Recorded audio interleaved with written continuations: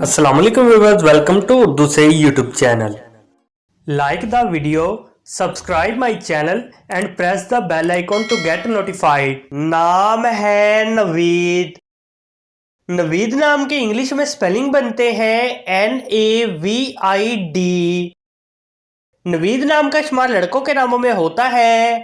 नवीद नाम लड़कों के लिए मखसूस है। नवीद नाम का मजहब मुस्लिम है। नवीद नाम के मायने हैं खुशखबरी, अच्छी खबर। नवीद नाम के इंग्लिश में 5 हरूफ है और ये एक लफ्ज़ है। 5 वर्ड्स एंड 1 लेटर। नवीद नाम के उर्दू में 4 हरूफ है और ये एक लफ्ज़ है। अपने नाम का मीनिंग जानने के लिए कमेंट बॉक्स में लिखिए। चैनल को सब्सक्राइब कीजिए, वीडियो को लाइक और शेयर कीजिए। Thanks for watching.